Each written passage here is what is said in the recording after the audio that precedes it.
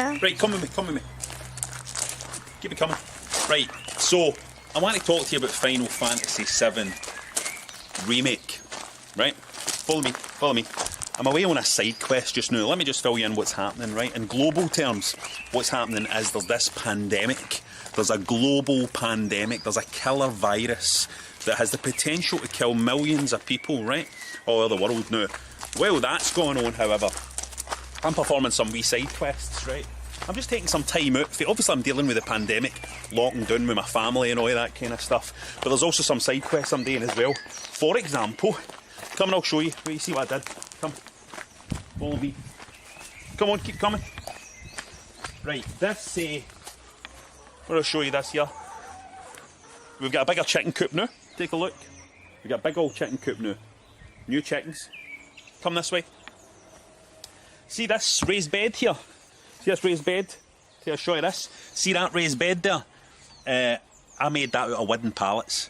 There was wooden pallets, broke them up, made a raised bed out of it. Look at it, brilliant. Now, I've been and while I've been doing that, a global pandemic's been going on, a killer virus and all that, and still I'm finding time to do that kind of stuff, because that's the kind of stuff I like to do. Final Fantasy VII Remake is a masterpiece.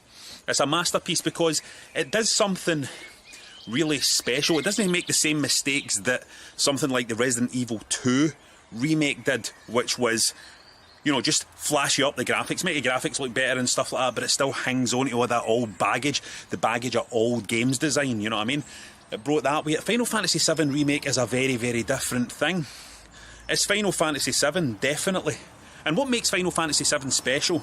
Well, it's clear to me now, it's the characters. There's something special about the characters, something you can't really put your finger on, a magic about them. You know how, like, great sitcoms, I always kind of think about this, right? See great sitcoms that get made. So you have a sitcom like, let's take Porridge, for example, right? Or here's a good, you see, Open All Hours is a good example, right?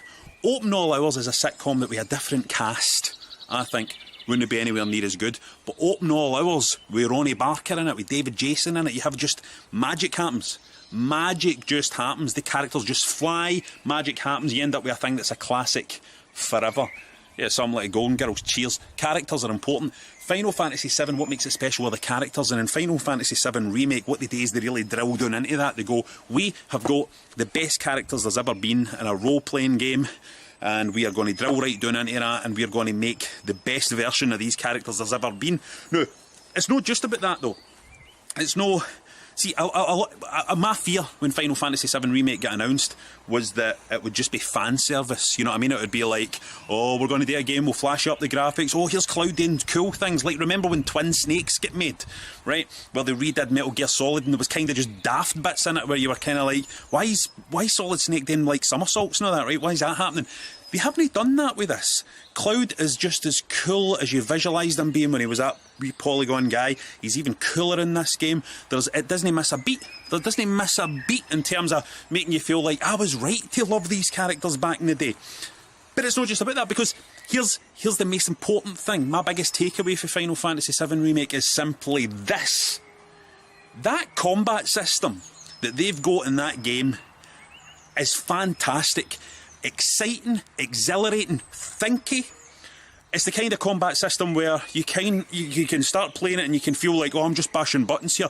I'm not really sure, I'm just slashing away, slashing. But actually, when you know what you're doing, you can be going combo, this, that, timing. The counter-strike actions that Cloud has in this game. So exciting to pull off. So exciting to pull off they kind of move. So exciting to get. And it's the feel you remember for the original Final Fantasy VII as well. You remember the barriers going up. You remember Earth letting loose with the big spells.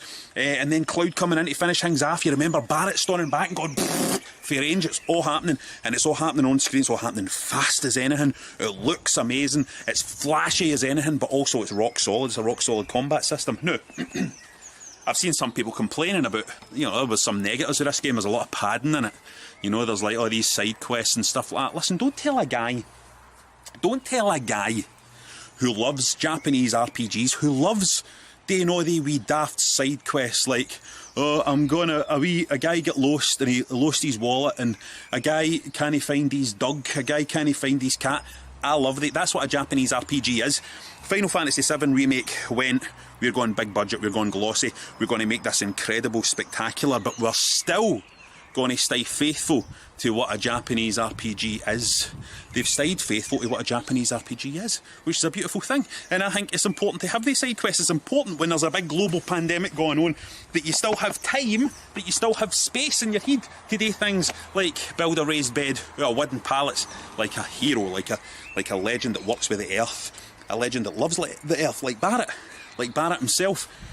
Now, Final Fantasy VII Remake also does amazing things with a story that I'm not going to go into here in case some of you haven't played it yet, but I will revisit Final Fantasy VII Remake in Consolevania once I know that everybody's played it, so that I can go into the story a wee bit further, because I think what they've done is incredibly creative, incredibly clever, incredibly meta. This is a smart game made with so much love. It's the best game I've played this year. Easy. It's an absolute pleasure to play. It's quirky in all the right places. There's bits that make you kind of go, what the hell is going on here? My daughter, Hope, who's filming just now, thanks Hope, she's filming at the moment, she's loved watching it. She doesn't want me playing it unless she can be sitting watching it. It's that kind of game. The last time I played a game that somebody was sitting beside me saying, don't play any more of this until I can watch it happening, was Resident Evil 4. I'm going as far back as that, when I had a room of people all going, can we see my Resident Evil 4, can they sit and watch it? And that's very rare. It's very rare with games. I mean, as amazing as a game like Dark Souls is, nobody wants to sit and watch you play Dark Souls, die an hour and hour again. But this spectacle in Final Fantasy VII Remake, I love it. I love it. I love it. I love it. I love it what they've done.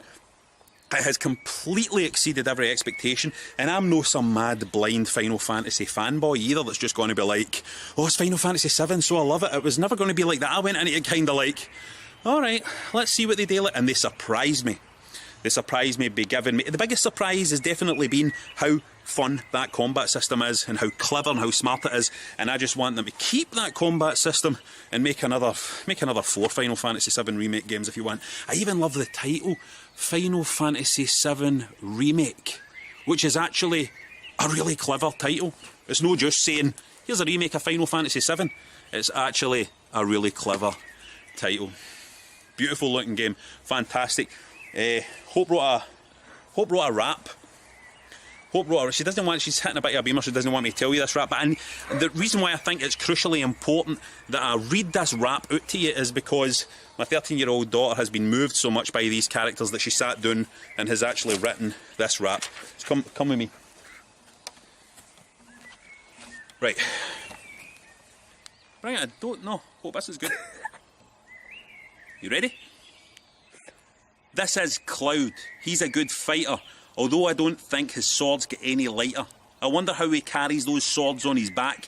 Being a good fighter isn't something that he lacks.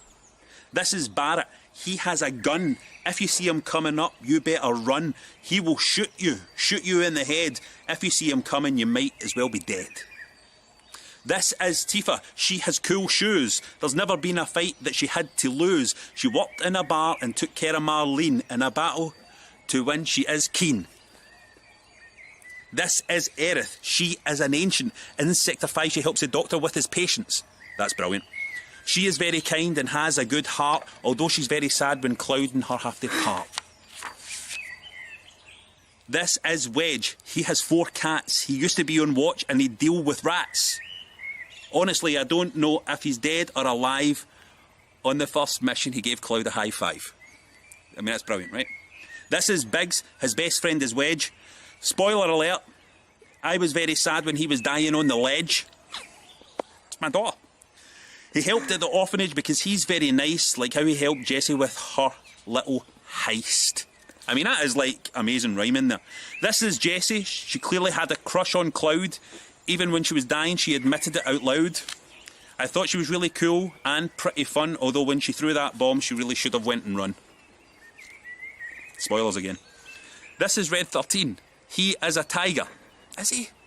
He tried to kill Hojo for being a liar. Spoilers again. He seems pretty cool and I was shocked when he could talk. I'm sure he's very happy when Barrett broke the lock.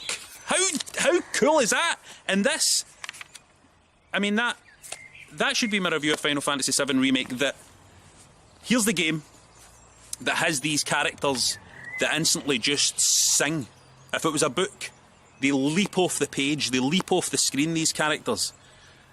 And when people argue about what is the best Final Fantasy game, there's no argument anymore. Anybody that puts anything ahead of Final Fantasy VII is insane, because you can't design this, you can't plan this. When you create characters like this that just enter the culture with a firm grip, that is magic. That is for the earth. That's something that comes for the ancients. Stay healthy, everybody. Write some raps. I'm going to feed my chickens now. You might think, what's that guy doing feeding chickens when there's a global pandemic going on? But side quests are important.